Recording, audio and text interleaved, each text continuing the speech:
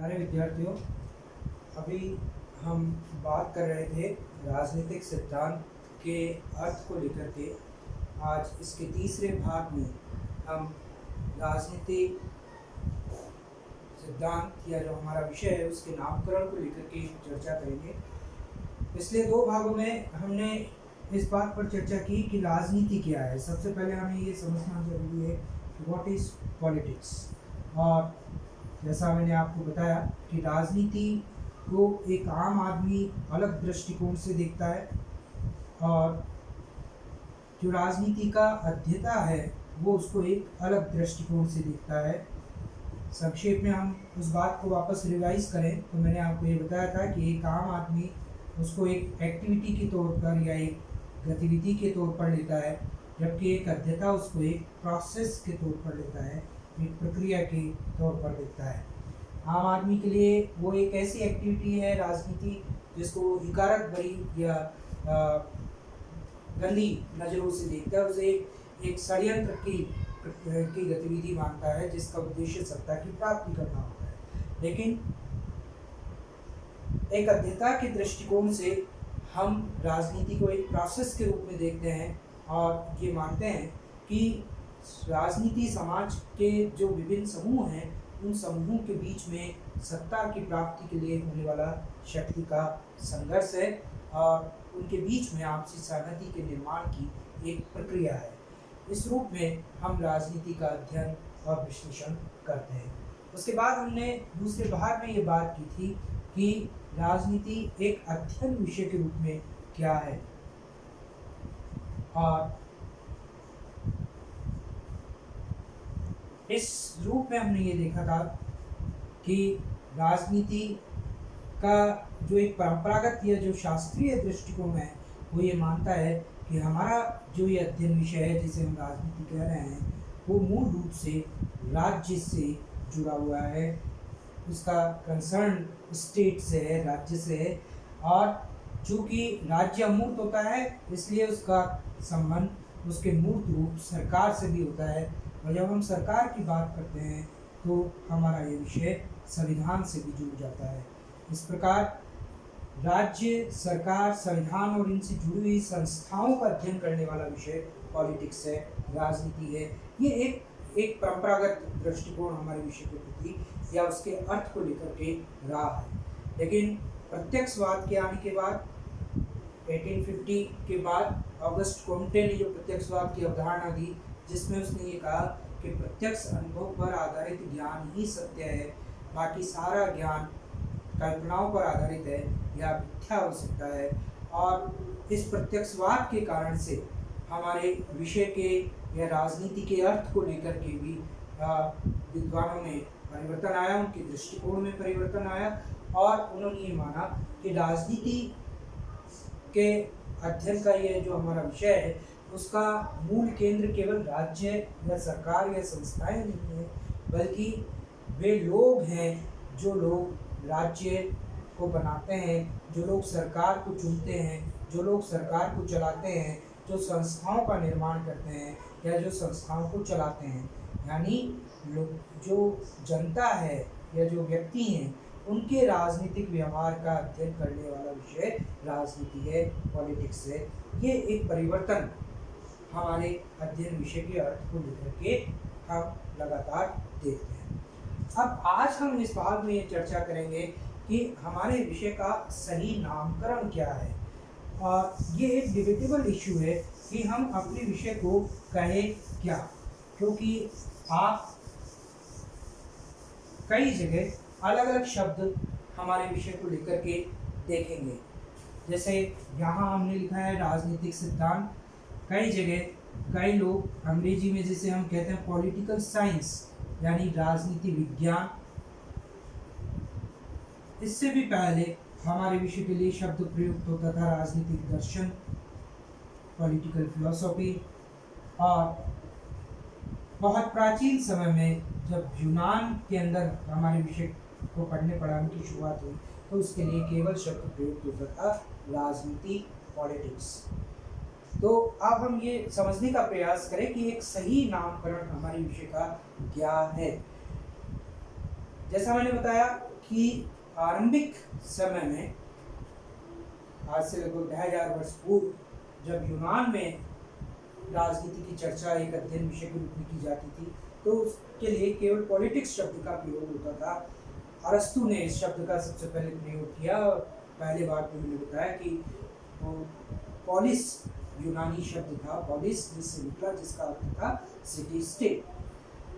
लेकिन आधुनिक युग में भी कई विद्वान हैं जो हमारे विषय के लिए केवल पॉलिटिक्स शब्द का प्रयोग करते हैं, और इन विद्वानों में सिज्विक, फ्रेडरिक पोलक, जेलिनेट, हॉजेंडॉर्फ आदि के नाम प्रमुखता से लिए जा सकते हैं। फ्रेडरिक पोलक ने जो राजनीति है, इस राजनीति के विषय को दो भागों में बांटा, थ्योरेटिकल पॉलिटिक्स, सैद्धांतिक राजनीति, और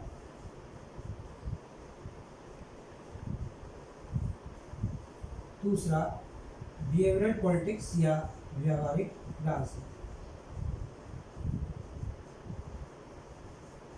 विभाजन किसने किया? Frederick Pollock.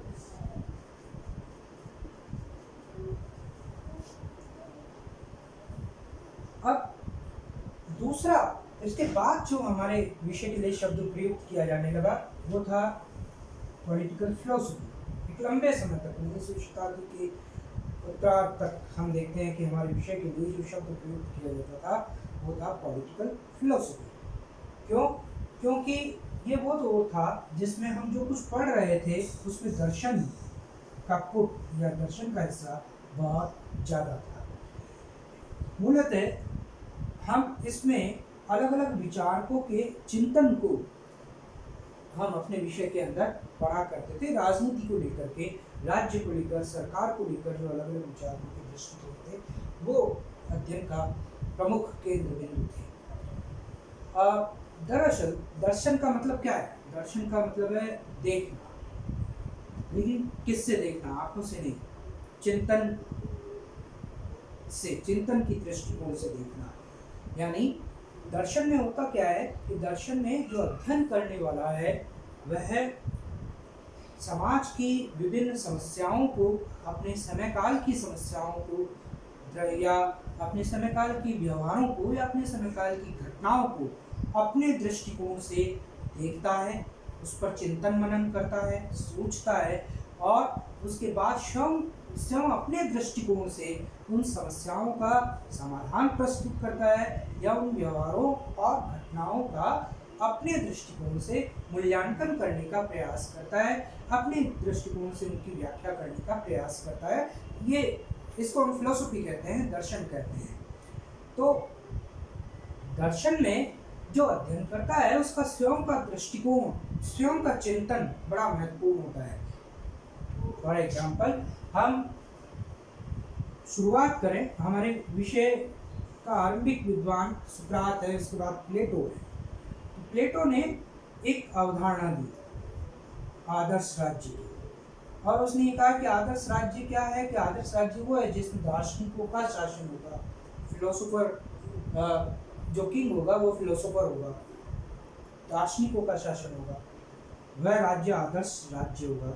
उसने किताब लिखी रिपब्लिक, और उसमें अपना पूरा दर्शन, अपना पूरा चिंतन किया। उसके बाद आप आए, प्लेटो का शिष्य आता है अरस्तु।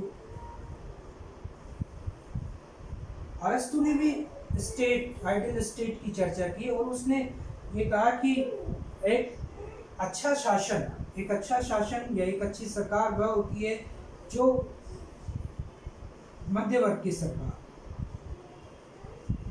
या उसने एक संतुलन की बात की, जो समाज के विभिन्न वर्गों के बीच में संतुलन करने वाली जो सरकार हो वो एक श्रेष्ठ शासन व्यवस्था होगी, श्रेष्ठ शासन। उसने 158 संविधानों का अध्ययन किया, और उसके बाद 158 संविधानों की तुलना करने के बाद पूरे जितने दुनिया में संविधान हो सकते हैं उनको 6 भागों में बांटा, और एक श्रेष्ठ संविधान जिसे उसने पॉलिटी कहा वो उसके बारे में उसने चर्चा की। अब आप अरस्तु के बाद फिर आए, देव में आएंगे, थॉमस एक्विनास आता है। थॉमस एक्विनास ने के समय की प्रॉब्लम ये थी कि वहाँ चर्च और स्टेट, चर्च और राजा के बीच में यूरोप में पूरा झगड़ा चल रहा था। चर्च ये मान रहा था कि राजनीतिक सत्ता या राजनीतिक निर्णय लेने का अधिकार भी उसके पास है, और राजा ये कहता था कि जो शासन करने का अधिकार है वो उसके पास है। उनमें जो झगड़ा था उस दौर में का विचारक आता है थॉमस एक्विनास, और वो एक किताब लिखता है सुमा थियोलॉजी का, जिसके अंदर वो चर्च और स्टेट के इस झगड़े को एक संतुलित मार्ग के द्वारा सुलझाने का प्रयास करता है, और वो एक कानून की अवधारणा देता है जिसमें 4 तरह के कानून की बात करता है, natural law, divine law, universal law वगैरह की बात करता है। फिर आप आगे बढ़ेंगे, एक तो जब सामंतवाद और जब चर्च का हस्तक्षेप बहुत ज़्यादा शासन में बढ़ जाता है और आधुनिक युग की शुरुआत होती है पुनर्जागरण के बाद में, तो मैकियावेली आता है, और मैकियावेली शक्ति की राजनीति की बात करता है, क्योंकि वह मैकियावेली और हॉब्स 2 ऐसे विचारक रहे जो ये मानते हैं कि शक्ति के द्वारा ही सामंतवादी सत्ता को खत्म किया जा सकता है और डेमोक्रेसी लाई जा सकती है, लोगों का शासन लाया जा सकता है।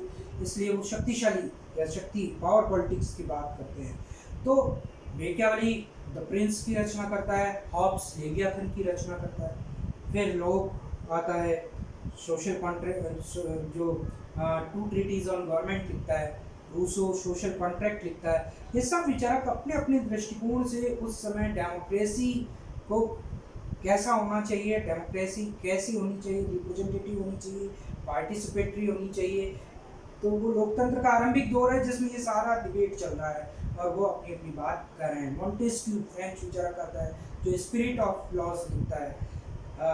तो ये सारे दृष्टिकोण जो है उस दौर में आते हैं। उसके बाद एक दौर आता है जो डेमोक्रेसी के अपोजिट फासिज्म की बात आती है, जहाँ टोटलिटेरियन स्टेट की बात या सर्वसत्तावादी राज्य की बात आती है, और उस दौर में हीगल एक प्रमुख विचारक के रूप में हमारे सामने आता है जो फिलोसॉफी ऑफ राइट्स पुस्तक लिखता है।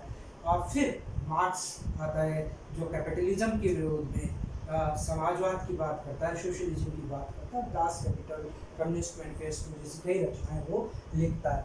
तो हम ये देखते हैं कि प्लेटो से लेकर मार्क्स तक एक पूरा जो हमारे विषय में अध्ययन हुआ है, उस अध्ययन में विचारक का जो दृष्टिकोण है, एक अध्ययनकर्ता का जो दृष्टिकोण है, जो चिंतन है, उसका जो दर्शन है, उसकी जो फिलोसफी है, वो बड़ी महत्वपूर्ण है, और उसी दृष्टिकोण और चिंतन का ही हम अध्ययन अपने विषय में कराते थे, आज भी कराते हैं, लेकिन एक हिस्से के रूप में।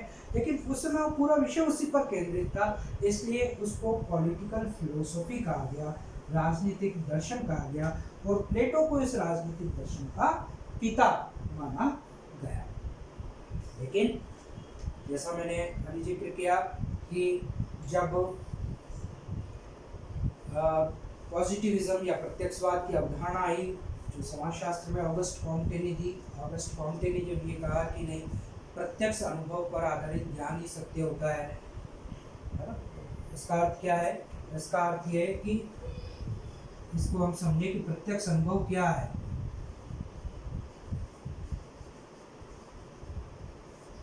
प्रत्यक्ष अनुभव का मतलब है कि किसी घटना को आपने होते हुए देखा।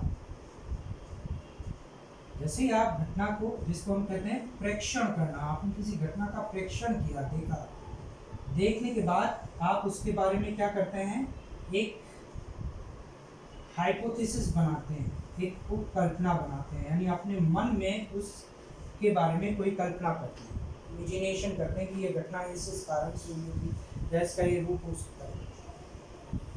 अब आप उसके बारे में शोध करते हैं। कैसे करते हैं कि आप उस घटना से जुड़े हुए तथ्यों को एकत्र करते हैं। तथ्यों को एकत्र करने के बाद उन तथ्यों के आधार पर प्रयोग करते हैं, पर्यवेक्षण करते हैं, निरीक्षण करते हैं, और फिर और तथ्य एकत्रित करते हैं, फैक्ट, और फिर उन तथ्यों के आधार पर आप किसी निष्कर्ष पर पहुंचते हैं, कंक्लूजन पर पहुंचते हैं। उस निष्कर्ष का वेरिफिकेशन करते हैं, सत्यापन करते हैं। अगर आपका वो निष्कर्ष इस कल्पना से मेल खाता है, या आपका निष्कर्ष सत्य होता है, सत्य ठहरता है, तो आप उसको सिद्धांत रूप में परिणित कर देते हैं, या उसका हम कहते हैं कि हम उसका सामान्यीकरण कर देते हैं, हम उसका जनरलाइजेशन कर देते हैं। ये जो पूरा ज्ञान है ये अनुभव पर आधारित है, स्वयं के अनुभव पर आधारित है। यानी दर्शन में तो क्या हो रहा है, दर्शन में तो जो विचारक है वो स्वयं कहीं किसी समस्या पर खुद चिंतन कर रहा है, उसके लिए कोई फैक्ट कलेक्ट नहीं करता, वो तर्क देता है केवल अपनी बात के समर्थन में, लेकिन उस तर्क के पीछे फैक्ट नहीं देता, तथ्य नहीं देता। लेकिन यहाँ विचार अध्ययनकर्ता खुद महत्वपूर्ण नहीं है, घटना महत्वपूर्ण है, घटना से जुड़े हुए फैक्ट महत्वपूर्ण है, तथ्य महत्वपूर्ण है। जो अध्ययन करता है वो वही कहेगा जो तथ्य कह रहे हैं, जो फैक्ट कह रहे हैं, जो आंकड़े कह रहे हैं, वह अपने मन से कोई बात नहीं कर सकता। ये प्रत्यक्ष अनुभव पर आधारित ज्ञान है, और कॉन्टे कहता है कि ये प्रत्यक्ष अनुभव पर आधारित ज्ञान ही सत्य है। तो इस दृष्टिकोण ने हमारे विषय को भी प्रभावित किया, और हमारा विषय राजनीतिक दर्शन से मूव करता है इस तरफ, राजनीतिक विज्ञान की तरफ, राजनीतिक विज्ञान की तरफ, पॉलिटिकल साइंस बनने की ओर।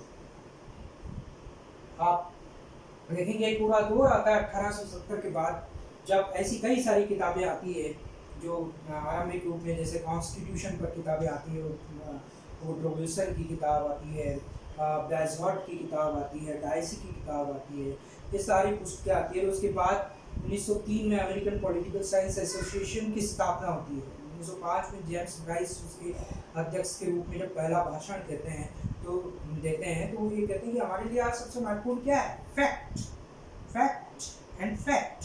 हमारे लिए सबसे इम्पोर्टेंट है तथ्य, तथ्य और तथ्य।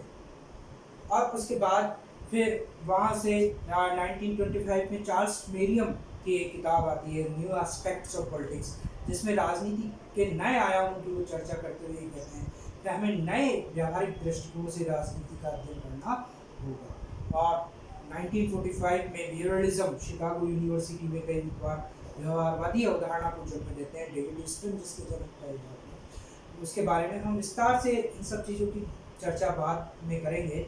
लेकिन ये जो व्यवहारवादी आंदोलन आता है, यह हमारे विषय को क्या बना देना चाहता है, साइंस, और वह हमारे विषय के लिए कौन सा शब्द प्रयुक्त करता है, साइंस। 1948 में यूनेस्को का एक सम्मेलन होता है, और यूनेस्को के उस सम्मेलन में यह तय होता है कि हमारे विषय को क्या कहा जाएगा, पॉलिटिकल साइंस। ये नाम वहाँ से तय होता है।